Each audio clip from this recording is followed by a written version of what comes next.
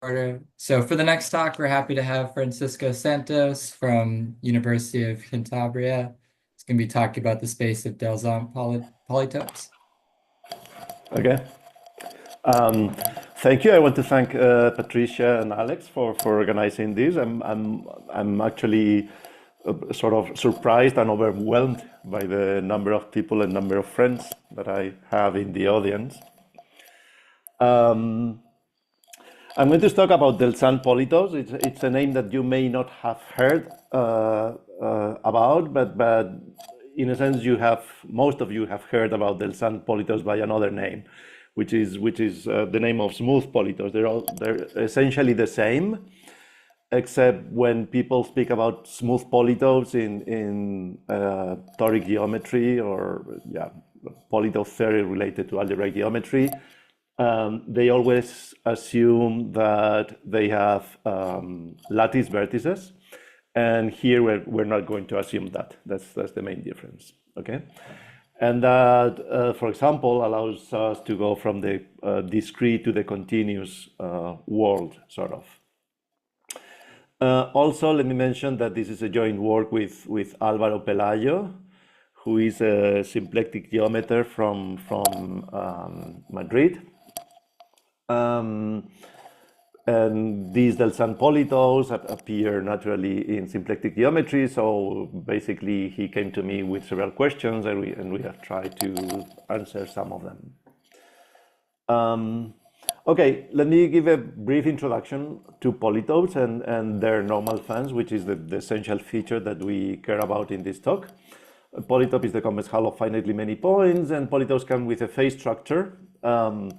So that the boundary decomposes into subpolytopes that we call phases of various dimensions. And as usual, phases of dimension 0 are called vertices, phases of dimension 1 are called edges, and phases of codimension 1 are going to be called facets. And then polytopes have a normal fan. The normal fan is the decomposition of the space of linear functionals, R and star, according to what phase maximizes what function, right? For example, we have here this. Do you see my mouse, by the way? Yeah, good. We have here this pentagon. There's these two blue dots here to emphasize that this pentagon is defined as the convex hull of a certain number of points, and some of the points are going to be vertices and some are not. And then, for example, the x functional and the y functional are both maximized at this vertex here. So the normal cone of this vertex, which happens to be this little cone here or this little cone here, depending on how we draw it, contains those two vectors, and it contains more. Okay? And then, as I said, so the normal fan is the decomposition of the space of all functionals according to what phase maximizes what functional. And we now have all the ingredients to define Delzant polytopes. A Delzant polytope is a polytope that is simple, meaning that it has exactly n facets or equivalently n edges meeting at each vertex. Simple polytope is equivalent to having a simplicial fan, where a fan is simplicial if the generators of every cone are linearly independent. And then we're interested in rational fans. I may sometimes use the expression rational polytope, but I will always mean that the fan is rational. The polytope, the vertices of the polytope may not be rational. But we require the normal fan to be rational, which is actually equivalent to saying that the directions of edges are rational directions. And then we can assume that the generators for the facet normals are primitive integer. And with this assumption, we call the polytope smooth, or we call the normal fan smooth if it is simplicial and unimodular, meaning that the determinant of the generators of every cone is plus or minus 1. And then a Delzant polytope is just a simple polytope with a smooth fan. Okay, as I said, this is essentially the same as people call smooth in algebraic geometry, except that there Normally, the vertices are also assumed to be integer, and here we don't make that assumption. This is an example of a Delzant pentagon. And of course, in the background, there's an obvious action of translations and unimodular transformations that apply to a Delzant polytope, give us another Delzant polytope. And sometimes we will quotient the space of Delzant polytopes by this action, although I'm not going to emphasize much that in this talk, but it's good to have it in mind. And for example, modulo this action of translations and unimodal transformations, there's a unique simplex for each dimension and volume, a unique Delzant simplex for each dimension in each volume. For example, here you have several instances, several appearances of the unimodular triangle, which is the unique triangle, Delzant triangle of area equals 1/2 of normalized area equals 1. Now, as I said, my colleague is a symplectic geometer, and Delzant polytopes appear in that context.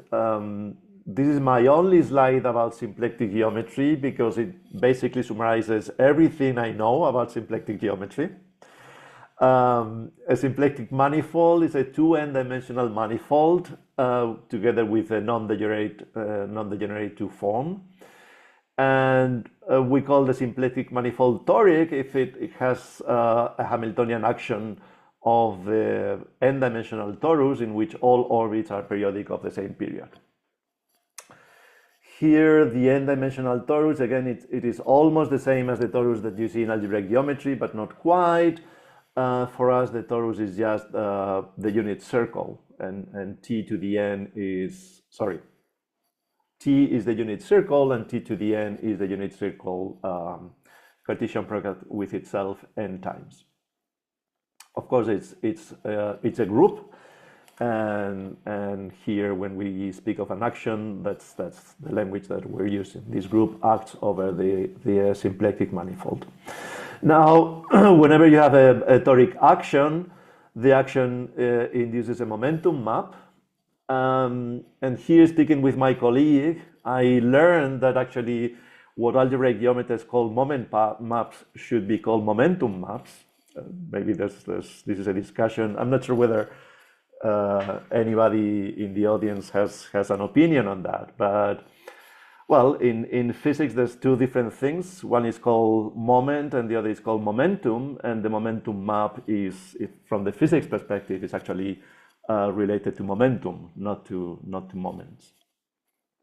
Anyway, so the toric action comes with a momentum map in which the fibers are tori.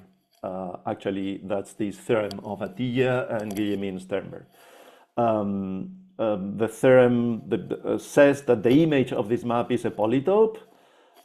Actually, it's the convex hull of the fixed points for the torus action, and all the fibers are tori, and in fact, the dimension of each fiber corresponds to the dimension of the minimum phase containing that point in the polytope.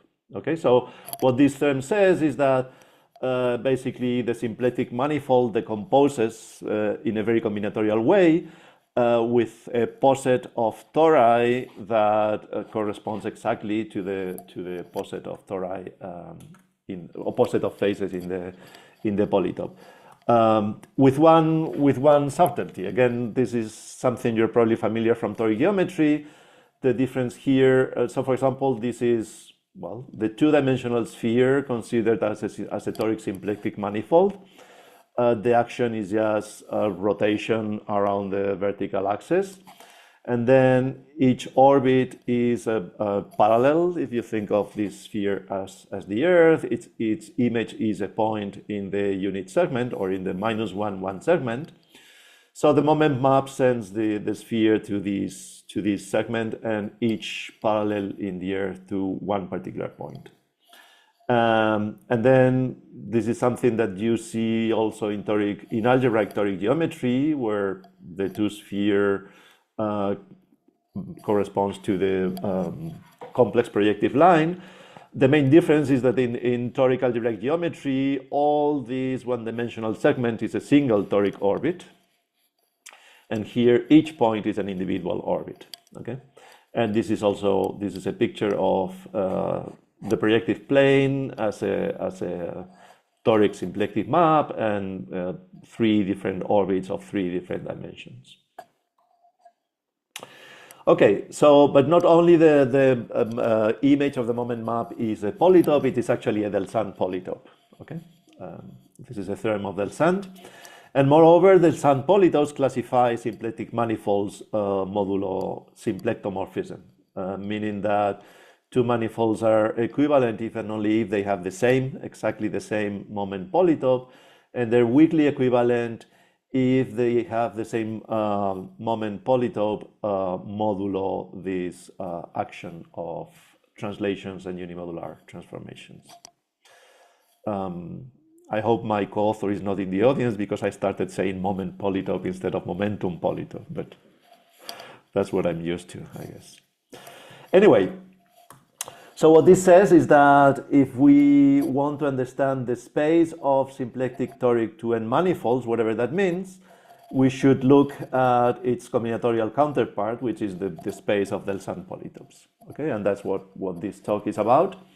And there's actually 3 ways in which we can do that. There are 3 ways in which we can think of the set of Delzant polytopes as a space. In the first one is very combinatorial. We simply stratify the space of Delzant polytopes by the smooth normal fans that correspond to them. Or put differently, here we're looking not really at the Delzant polytopes, but only at their normal fans. We're looking at the space of all smooth normal fans in Rn.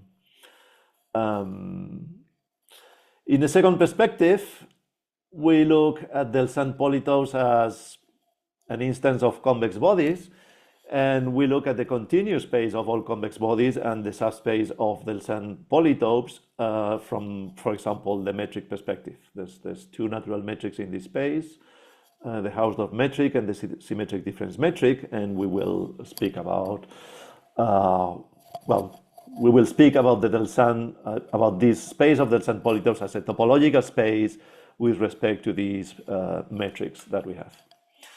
And then in the third part of the talk, in the last part of the talk, we will sort of combine both perspectives, the discrete and the continuous, and we will think of the space of Delzant polytopes as an infinite CW complex, where we have 1 cell for each normal fan, and these cells are glued to one another, mimicking the refinement poset among the normal fans. Okay, but actually, in this third part, if you're familiar with the theory of secondary polytopes, basically what we're doing is sort of an infinite secondary cell complex of all the smooth fans. And as I said, in any of the 3 perspectives, we can quotient the space of Delzant polytopes by the action of translation and unimodal transformation, but I will not mention that too much. Okay, so we come to the first way of looking at the space of Delzant polytopes, and where we are only going to look at the normal fans. And well, the natural relation between different fans is that we say that the normal fan F1 refines a certain normal fan F2 if each cone of F1 is contained in some cone of F2. For example, this cone on the right, this would be my F1, and it refines this fan F1 refines this fan F2 because each cone here is contained in some cone there. About this picture, this doesn't look like a fan because this things that you see here, they don't look like cones, they look like triangles. You need to think of this picture as a slice, as a two-dimensional slice, as a two-dimensional affine slice of a three-dimensional fan, right? So we have linear cones in 3 dimensions, and we have sliced them through an affine hyperplane. So that this blue point represents a ray, this black segment represents a two-dimensional cone, and each triangle represents a three-dimensional cone. And this is another example of a refinement. And actually, these two examples of refinements are what we call stellar subdivisions. Stellar subdivisions are the refinements that you perform introducing a single new ray into your fan, and then centrally refining all the cones that contain that new ray.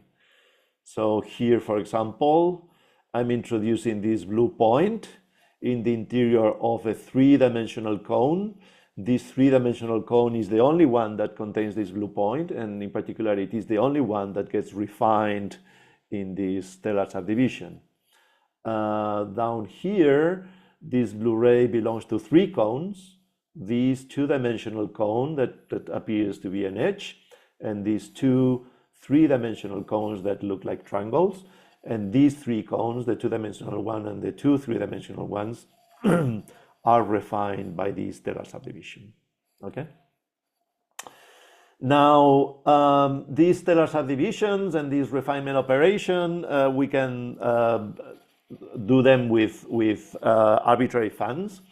If our fans are rational, or if our fans are smooth, there's a particularly nice way of doing these stellar refinements, which we call a blow-up. So for me, a blow-up is the following.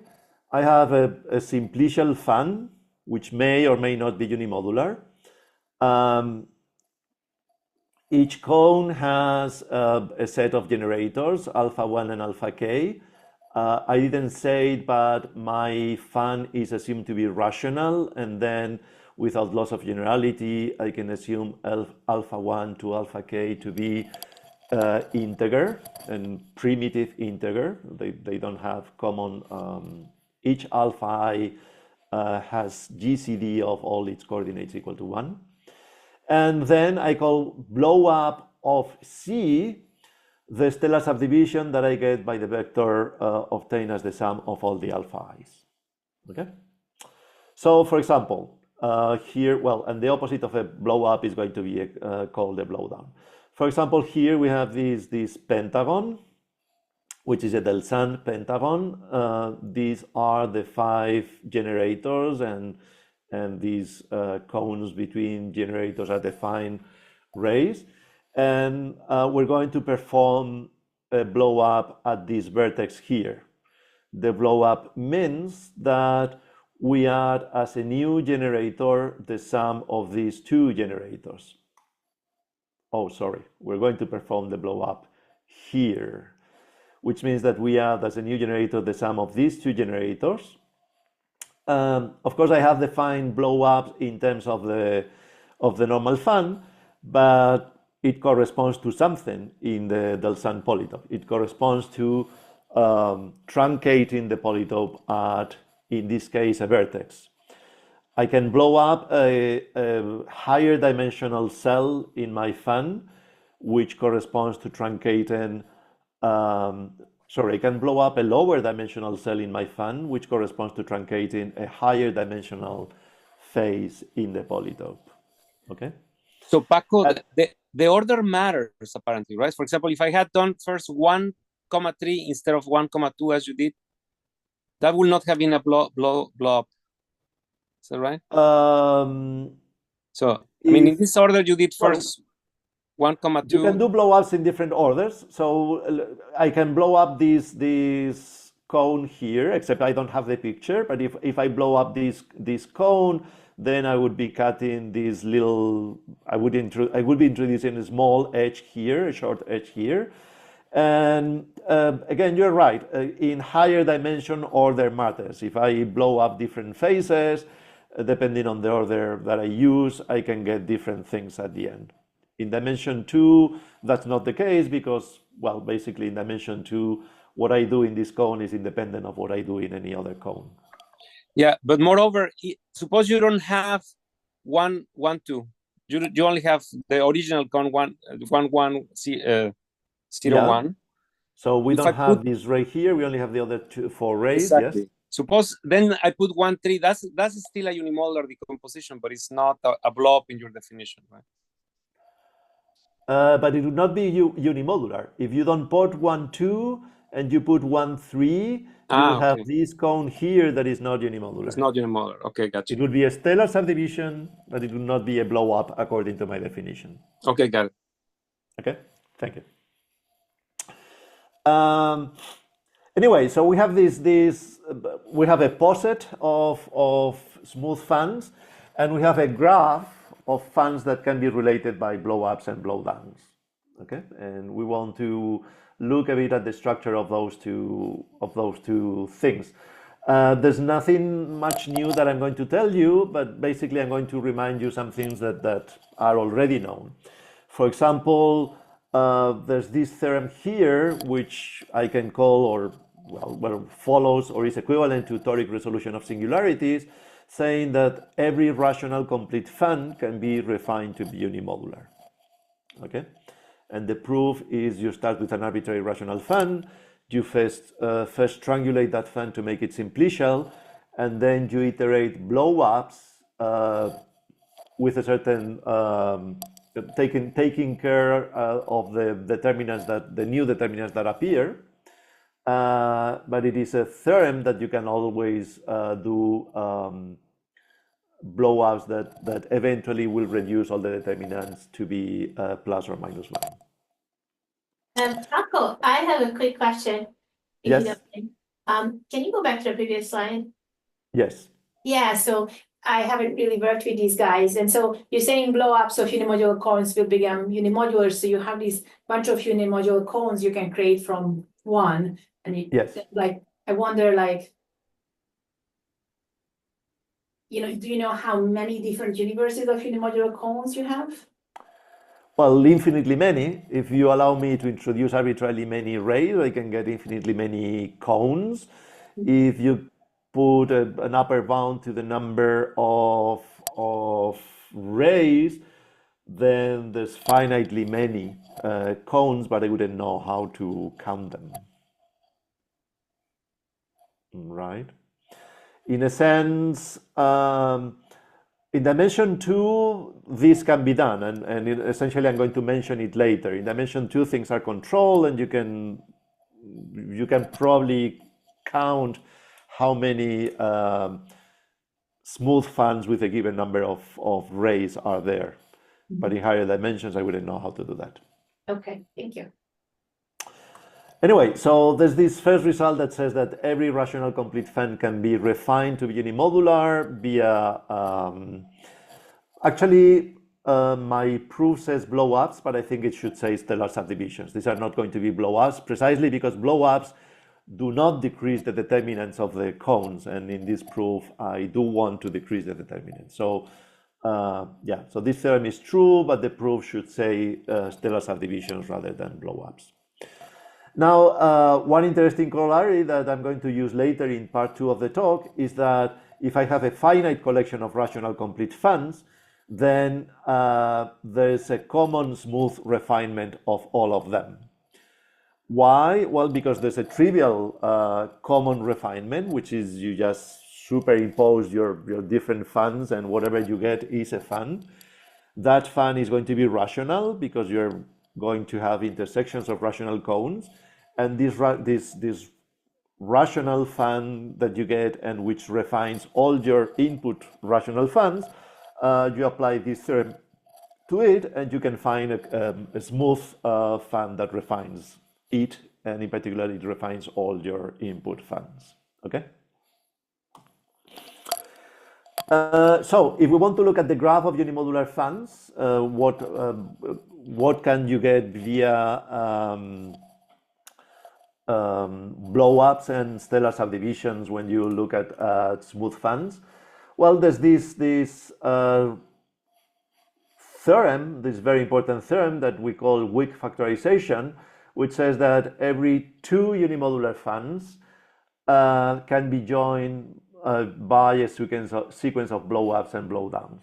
So put differently, the graph of smooth fans where edges in the graph correspond to blow-ups and blow-downs is connected. It is a connected graph. One problem about this theorem is that the proof doesn't give you an upper bound on the number, for example, of intermediate rays that you need to use. The proof is, so it's not effective in a sense. There's also this stronger conjecture, which says that you can do this, but unimodal. If you give me two smooth fans, this strong factorization conjecture of Oda says that I can go from the first one to the second one, first doing only blow-ups and then doing only blow-downs. Put differently, this conjecture is equivalent to saying that every two smooth fans of the same dimension have a common refinement that can be achieved from both sides via blow-ups. Okay. And there's an almost proof of this, a recent almost proof of this theorem. In a sense, this is a weak version of the strong factorization conjecture. It is a version in which you allow stellar subdivisions that are not smooth. Okay, so Karim Adiprasito and Igor Pak have proved in April this year, or they have posted in the archive in April this year, that yes, if you have any two, actually they don't need to be smooth fans. If you have any two fans of the same dimension, you can go from the first one to the second one doing only a sequence of stellar subdivisions followed by a sequence of reverse stellar subdivisions. Okay. Now, I said, answering to Carola, that in dimension 2, we have a very controlled way of doing blow-ups. There's this theorem also of Oda, which essentially classifies smooth two-dimensional fans. It says that every smooth two-dimensional fan can be obtained by blow-ups from either the projective plane, which is, or the normal fan of the unimodular triangle, or the normal fan of one of these quadrilaterals that we call Hirzebruch surfaces, or Hirzebruch fans, because they are the normal fans of Hirzebruch surfaces. These guys they're actually trapezoids. They're quadrilaterals with two parallel faces, and then you require that the non-parallel edges be of slopes, the adequate slopes, so that the normal fan is smooth. And the classification is that without loss of generality, you can assume that one of them is actually horizontal or perpendicular to the two parallel edges, and the other one is governed by a single parameter k. Okay.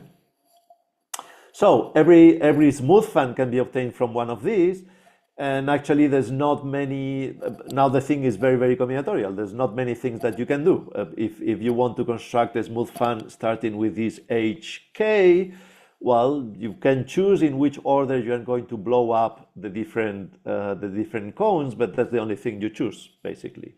Or once you blow up this cone, you get a new ray here, and then you can choose whether you blow up the upper one or the lower one. And in a sense, you get a structure of a tree of possible blow-ups, and the smooth fans are the finite. So you get an infinite tree of possible blow-ups, and the smooth fans are the finite subtrees of this infinite tree.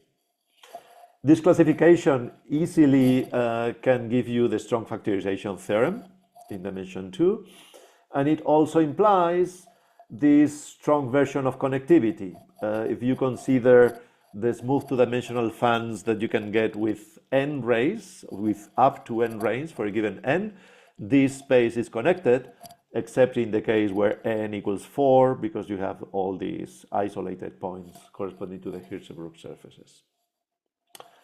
I guess for n equals 3, Well, for n equals 3, you get a single point if you quotient by the action of unimodal transformations, and you will get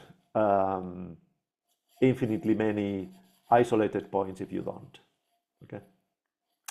But starting in n equals 5, no matter whether you quotient or not, the graph of smooth normal fans with up to n rays is going to be connected. And then, okay, so this essentially the first question that my co-author wanted to solve, or the first question that he asked me, is whether I expected or I knew or I could prove a theorem similar to this one in dimension 3. And of course, my answer is no, this is far from true in dimension 3. There's no way it can be true. So what do I mean by this cannot be true? So the theorem that we would like to have in dimension 3 is that there's a finite set of sort of small three-dimensional smooth fans from which you can obtain any other fan by blow-ups. And well, that's not true. Actually, we're going to show you examples that that's not true. But then you can also ask more general things. You can ask, what if instead of looking only at blow-ups, I look at a finite list of operations? So is there a finite list of three-dimensional smooth fans and a finite list of refinement operations such that I can obtain every three-dimensional fan from these finite list of fans and operations? Well, the answer is no, and then this theorem is sort of our way of trying to say that the answer is no in the most, rotund way. So this the theorem is actually two examples. For example, we can construct, if you give me an arbitrary three-dimensional smooth fan, I can construct a second one. You give me an arbitrary, actually this one doesn't need to be unimodular. You give me an arbitrary rational fan, I can construct a unimodular smooth refinement of it such that this refinement doesn't have a blow down. It's not the blow up of anything. And this means that if you look only at blow ups, then it's not only that there's no possible finite list, it's also that your infinite list will need to contain at least a refinement of every possible three-dimensional fan. Okay, that's what this theorem says. And then in the second one, we show that for any number m of generators, we can construct a unimodular fan with at least m generators that does not properly refine any other unimodular fan. So that they're arbitrarily big unimodular fans in dimension 3 that you need to consider elementary in whatever definition of elementary you have, because they're not refinements of any other unimodular fan. Okay. This picture is meant to illustrate this example. Let me explain the picture a little bit. Of course, the example is three-dimensional. What you see here is a two-dimensional fan. There's a bunch of rays that are called beta, and these rays are actually rays. You have to think of them as rays in my three-dimensional fan. And actually, the cone between any two consecutive betas is a two-dimensional cone in my three-dimensional fan. But then there's this final ray that I call alpha plus alpha minus. The reason is that actually this dashed ray is not a ray in my cone, it's actually the sum of two rays of my cone, one going up and one going down, right? So all the betas lie in a plane in dimension 2, and then there's an alpha plus and an alpha minus going to the two half planes defined by this plane, but in such a way that the sum of alpha plus and alpha minus lies exactly here. It lies exactly after the last of the betas. And well, I can explain you what the fan obtained with these rays is, because actually with this set of generators, there's a single simplicial fan that you can build, and the fan is essentially as follows. You take this two-dimensional picture, which is a two-dimensional complete fan, including this ray. You cone this two-dimensional fan to your alpha plus and to your alpha minus. This gives you a three-dimensional fan. And then here in this part, what you get is that alpha plus plus alpha minus, this extra ray here, is surrounded by four three-dimensional cones and by four rays, which are these beta minus 3, this beta k, and then alpha plus and alpha minus. Okay, if in this three-dimensional fan you perform a blow up at this ray, you get exactly the unimodular fan in this theorem. Okay, that's the example. And yeah, and you can prove, it's not really difficult to prove that this fan is not a refinement of any other smooth fan. So this finishes the first part of the talk. Let me go to the second one in the 20-something minutes that I have. In the second one, we're going to look at the Delzant polytopes as points in a metric space, the metric space of convex bodies. So we have the set of all convex bodies in dimension n. Convex bodies means compact convex sets. The word proper here means that I'm assuming that my convex bodies are actually n-dimensional, that they don't lie in any lower dimensional subspace. And then within the space of convex bodies, you have the space of n-dimensional polytopes, and as a subset of it, you have the polytopes with rational normal fans, and as a subset of it, you have the space of Delzant n polytopes that we're looking at. Okay, and then in this big class of convex bodies, you can put any of these two metrics that are here. The Hausdorff metric, in which the distance between two convex bodies is the maximum distance from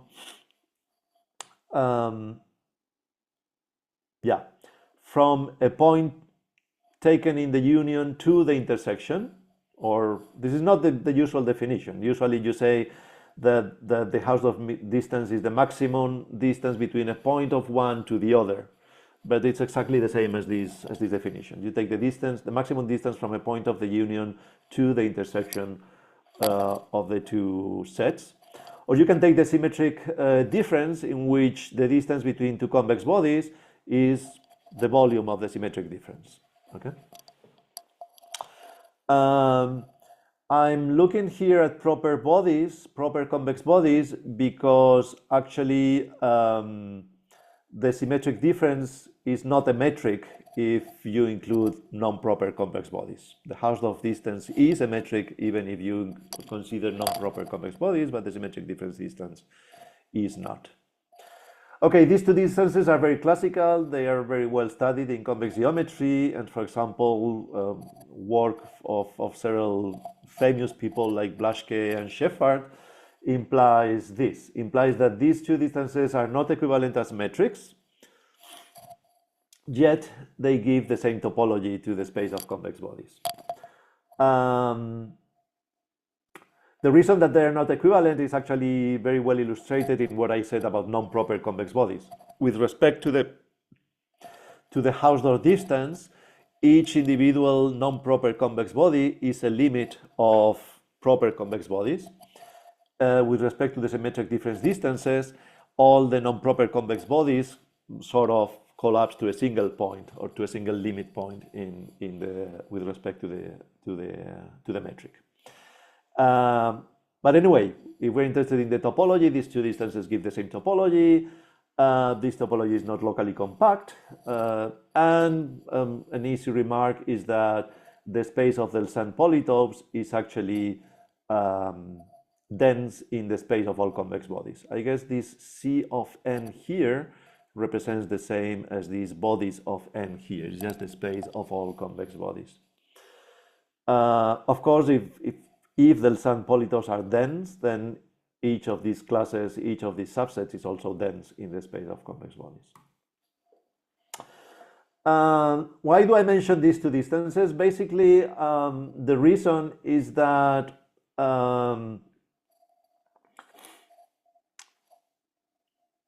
yes, the reason is that the symmetric difference distance was previously considered by symplectic geometers as the natural distance in the space of Delzant polytopes, but in a sense, I think that the Hausdorff distance is easier, or yeah, easier to use and easier. Some proofs are easier with respect to the Hausdorff distance than to the symmetric difference distance. For example, the main tool that we use in this metric space, in analyzing this metric space, is the operation of Minkowski sum, or actually Minkowski combination. If we have two convex bodies P and Q and two non-negative numbers lambda and mu, we define the convex body lambda P plus mu Q as the, well, the obvious definition, the points of the form lambda P plus mu Q, where P belongs to P and Q belongs to Q. Okay, this is a generalization of the Minkowski addition. We can call it Minkowski linear combination if you want, and it has all these nice properties. For example, if you fix P and Q, then Minkowski combination is a continuous map from R2, or I guess 0 infinity square, to the space of convex bodies. If you take a Minkowski combination of two polytopes, you get a polytope. If you get a Minkowski combination of polytopes with rational fans, you get a polytope with rational fan, because actually the normal fan of a Minkowski combination is the common refinement, the coarsest common refinement of the normal fans of the summands.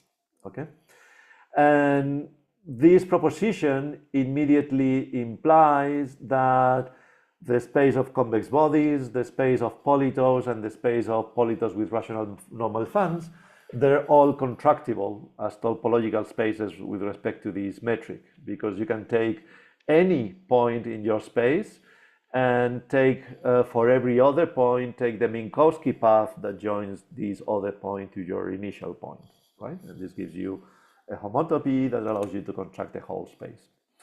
Now, we would like to do the same with Delzant polytopes, but then we have a little problem. If I take a Delzant polytope, if I take two Delzant polytopes and I build the segment that joins them, I have the problem that the Minkowski sum of two Delzant polytopes may not be a Delzant polytope.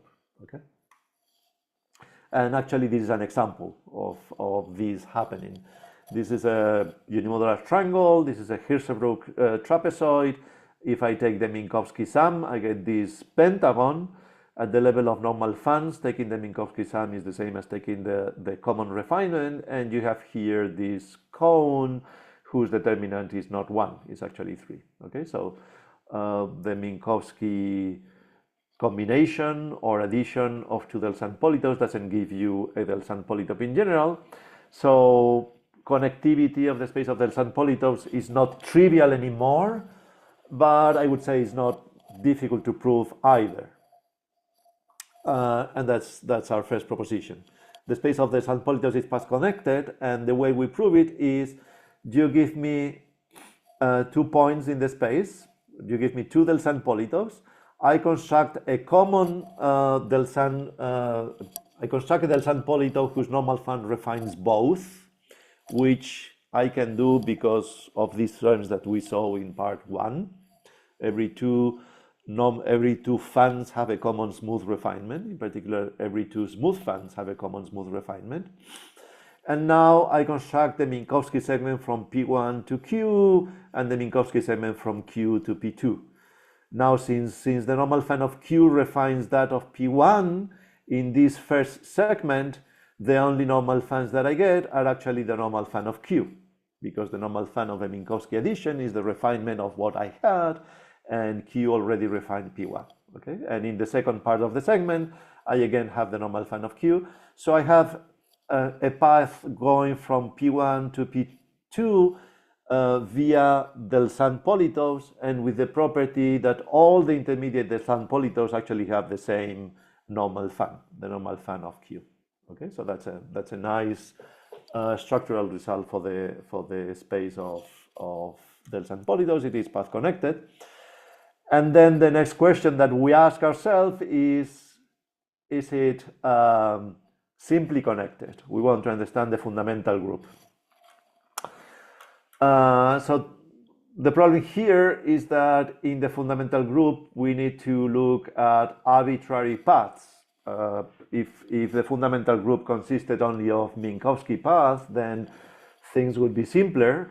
But a path in this space of Delzant polytopes can be very, very complicated. It can have, for example, there's these two nice properties that we would like all the paths to have. I'm going to say that a path in the space of Delzant polytopes, path means that I have, a continuous one-parameter family of Delzant polytopes gamma t with t going from 0 to 1. I say that gamma has finite complexity if it uses only finitely many fans. And I say that gamma is locally refining, or that it is lower semi-continuous if for every point in the segment, for every t0 between 0 and 1, there is an epsilon, a neighborhood of t0, such that all the normal fans in that neighborhood refine the normal fan of t0, of gamma t0. Observe that if I construct paths as finite concatenations of Minkowski paths, they will have these two properties, right? In a Minkowski segment, only a single normal fan appears, and in particular in a finite concatenation of Minkowski segments, I will have a finite number of normal fans. And also in a Minkowski segment, all the intermediate fans are the same, and they refine the fan at the extremes. And then if I have a concatenation of Minkowski segments, I will have this locally refining property, okay? So we ask ourselves whether these properties hold in arbitrary dimension, and the answer is no. They hold in dimension 2. In dimension 2, sorry, let me be more precise. In dimension 2, there are paths of infinite complexity, but all paths are locally refining. You can build paths sort of, in a sense, you can do infinite concatenations of Minkowski segments. That is allowed because, well, in the Delzant polytopes, these different normal fans that you obtain, these infinitely many faces that you obtain, they can be very, very small, so that their length converges to 0, and still they give you a continuous path in the Hausdorff metric, for example. Okay, so in dimension 2 there are paths of infinite complexity, but all paths are locally refining. In dimension 3 there are paths that are not locally refining. And the reason why these properties are important for us is because locally refining paths, we know how to prove that they are null homotopic. Okay, so in particular, this theorem implies that in dimension 2, all paths in the space of Delzant polytopes are null homotopic. So for dimension 2, the space of Delzant polygons is actually simply connected. But in dimension 3, we don't know whether that's true. That's what this last slide in part 2 says. Okay. The space of Delzant polygons is simply connected. The space of Delzant polytopes in higher dimension is not, it's not that it's not simply connected, it's that we simply don't know. And then we come to part 3, in which we combine the two perspectives. So if we fix a normal fan, if we fix a smooth normal fan, I'm going to call type of F, type because this is sometimes called the type cone of a normal fan. I'm going to call type of F the set of all polytopes that have that normal fan. And I say that this type F naturally lives, or I can consider it to live in R to the M, where M is the number of generators, because, well, if I fix the M generators for the normal fan of my polytope, I'm fixing the normal vectors to the facets of the polytope. And then in order to specify one particular polytope in this set, I only need to give you the right-hand sides for the different facets, for the m facets of the polytopes, and each right-hand side is a number, a real number. So this type cone lives in Rm. This Rm is just the space of right-hand sides for the inequalities defined in P. Okay.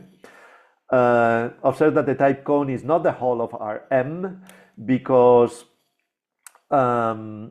not all choices of right-hand sides will give me the same combinatorial polytope. They will not give me the same normal fan.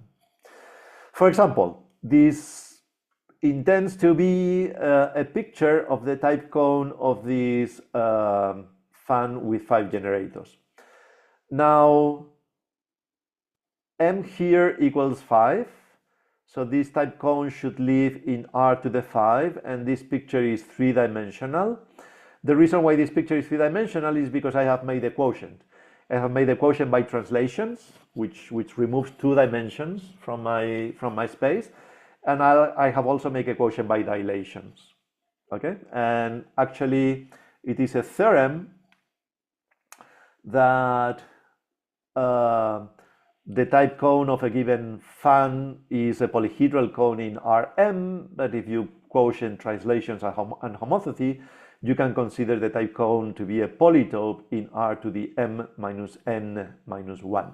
Okay, and here m is 5, minus n is 2, minus 1 is 1. 5 minus 2 minus 1 gives me this nice 2-dimensional space of pentagons.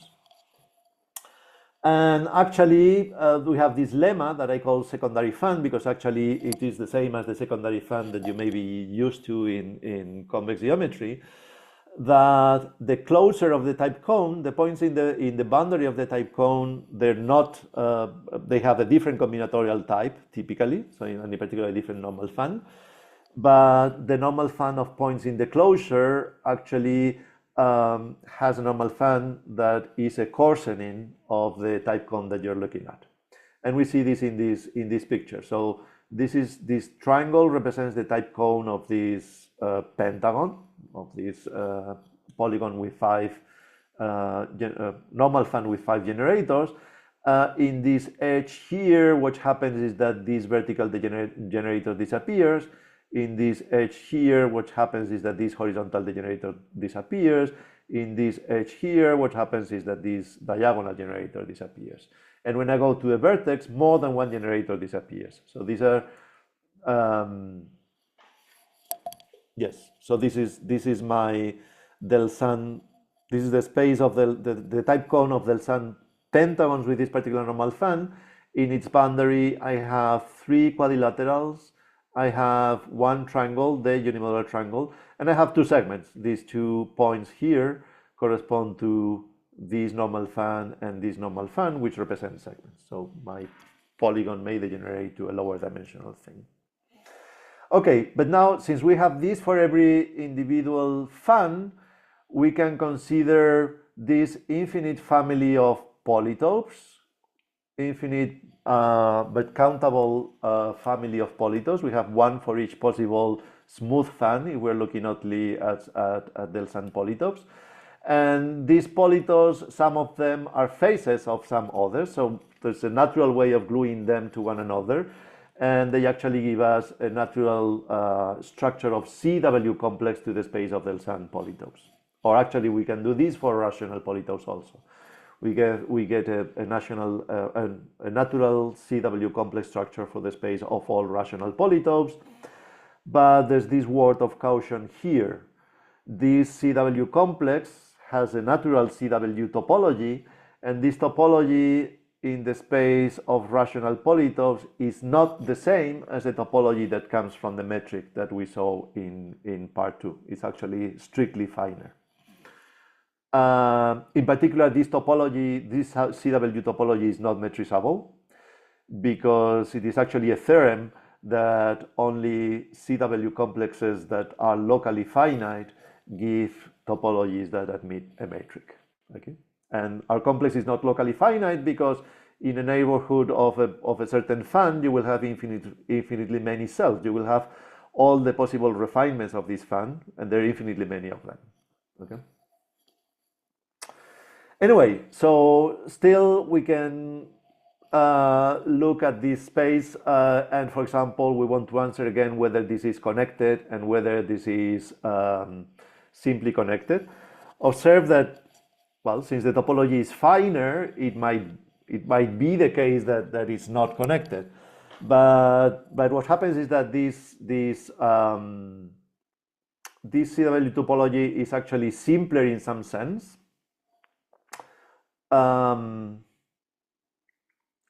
Okay, I'm mixing two things. First, I need to tell you how this space of Delzant polytopes sits in this CW complex. And the way it sits is not as a subcomplex, but rather as a union of relatively open cells. This is so because in the type cone of a smooth fan, you may have fans that are not smooth.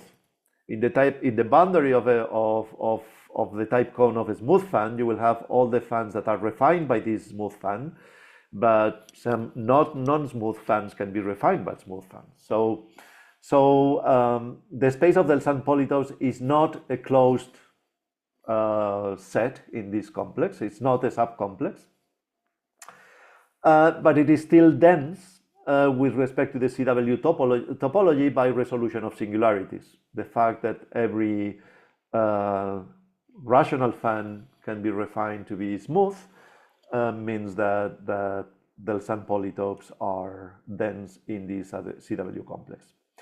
And also, Minkowski segments are still paths in this finer topology, which implies that Delzant polytopes, the space of Delzant polytopes is still connected. But actually, what happens actually goes in our advantage.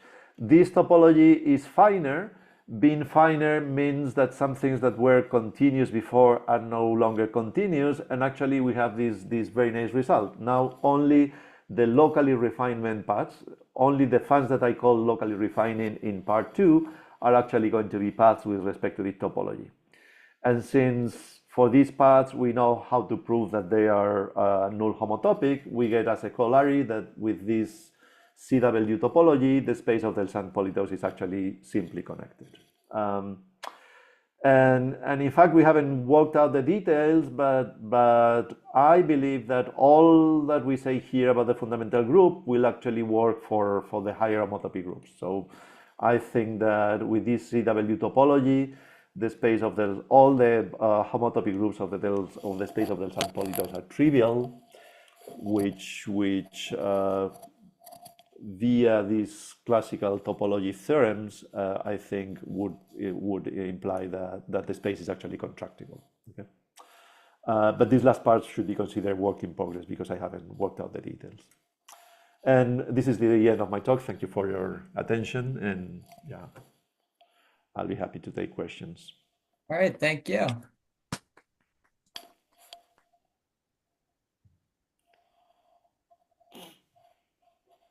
Does anyone have any questions?